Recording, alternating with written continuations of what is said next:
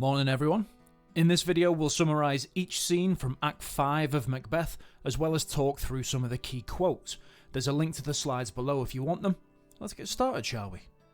Now if we plot out the 5-act structure on Freytag's pyramid, we can see that the main events have occurred, the height of the tension has happened, and that all is left is for the conflicts to be resolved and the loose plot ends to be tied up, which is exactly what Shakespeare does in this act. Act 5 kicks off with Lady Macbeth's sleepwalking scene. Now if you remember, we haven't seen or heard from Lady Macbeth since the banquet scene, where her husband was hallucinating back in Act 3. Now we see her hallucinating, and it shows the extent of her mental deterioration since the murder of Duncan. She also has no more lines after this scene, so it's a final scene and one of her key scenes. Now the scene begins with a doctor and a gentlewoman having a conversation about how Lady Macbeth has been sleepwalking and doing strange things in her sleep. And as they're talking, Lady Macbeth walks past, sleepwalking. She's holding a candle, and the gentlewoman notes that Lady M always has one by her in the night, so maybe she's afraid of the dark now. She starts rubbing her hands, and she says the famed "out damn spot out I say." Here she's hallucinating that she has literal blood on her hands, but we know this is a metaphor for her guilt. Then she says, "Who would have thought the old man to have so much blood in him?" which is a clear nod to the murder of King Duncan. Up to this point, it was suspected that the Macbeths had something to do with Duncan's death, but here she's admitted it in front of these two witnesses. She then admits another crime with "the Thane of Fife had a wife. Where is she now? What will these hands never be clean?" which is her expressing her guilt over the murder of Macduff's family. Remember, she didn't actually have a hand in that one, but she set her husband off on this killing spree, and now the blood is on her hands, or so she believes. She asks if her hands will ever be clean again, and then all the perfumes of Arabia will not sweeten this little hand. She's clearly reliving the night of Act 2, Scene 2 in her head, where Macbeth has the blood on his hands, and Lady M thinks a little water will clear us of the deed, and that they can wash the filthy witness from their hands. But Macbeth laments that all great Neptune's ocean couldn't wash the blood clean from his hands. So this is essentially Lady Macbeth's version of that scene. Lady Macbeth then, still sleepwalking, admits they killed Banquo as well, then says, to bed, there's knocking at the gate. Come, come, come, come, give me your hand. What's done cannot be undone. To bed, to bed, to bed. Again, linking back to Act 2, Scene 2. It seems like Lady Macbeth is reliving the moments when she was strong and powerful, when Macbeth relied on her to get things done. Only now, the use of the repetition here shows the extent of her mental deterioration, and she's now just a shadow of the woman that she once was. Act 5, Scene 2 is a short one. A bunch of lords are stood around having a chat. The conversation is there to let the audience know what's happening. They say that Malcolm has gathered forces in England and is on his way, and these lords plan to meet up with Malcolm when he arrives. One of them calls Macbeth the tyrant, so we get a sense of how the other lords are feeling about him and his rule. He's gone from being brave Macbeth, noble Macbeth in Act 1 to the tyrant here. It tells you a lot about his leadership. Angus says that Macbeth will feel the blood on his hands.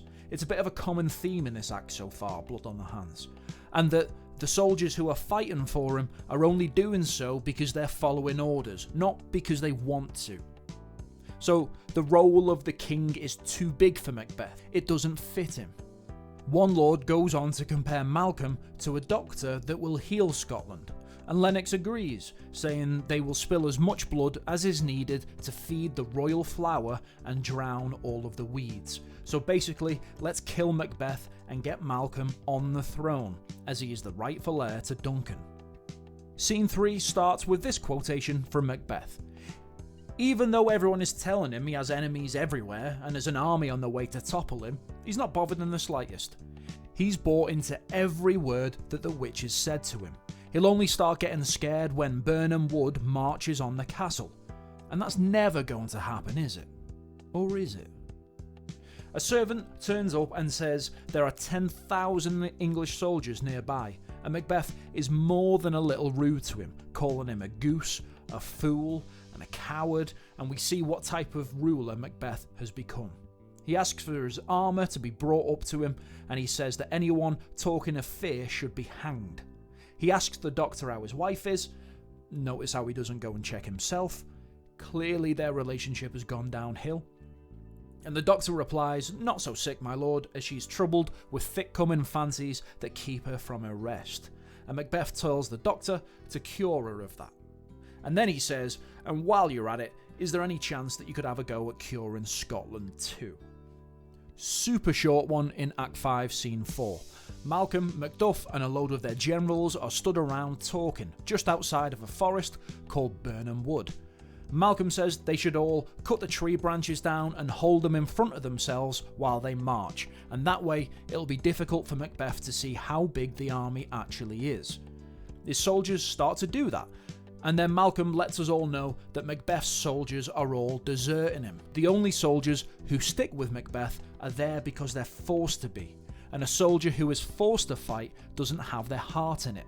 And the other generals agree, and they all start to march. Notice how we're flipping between scenes showing Macbeth's actions inside the castle, then scenes showing Malcolm's actions outside the castle. It's an interesting structural method and a good way of building tension. Loads of dramatic irony is going on here, as the audience are the only ones who can see the big picture.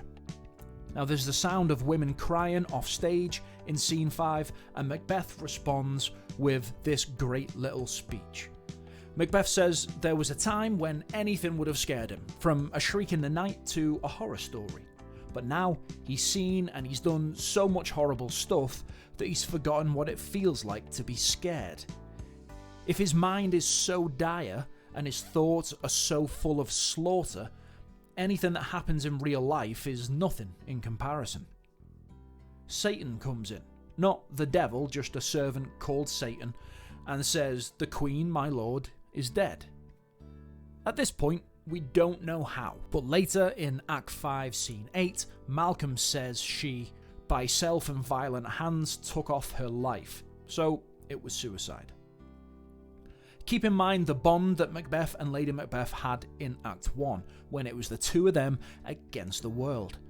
You'd think Macbeth would take a minute here to shed a tear or something, but no. He gives a little speech and then cracks on. He says that life is like a candle. It's very short, and once it's gone, it's gone. There's nothing left but darkness. So what's the point in it? What's the point in trying to become king, in trying to become anything? All the murder and the death and the struggle and the sound and the fury that went into it, it signifies nothing, because once your brief life is over, none of it mattered. It's a bit of a dark and morbid speech, but an important one. Maybe this is him showing a touch of regret, maybe even a dash of fear too.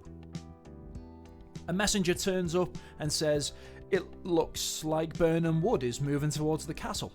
And Macbeth doesn't believe him. Surely that's impossible.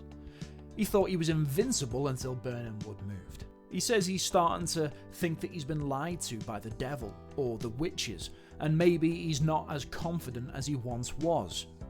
And then he decides, you know what? I'm getting tired of living anyway.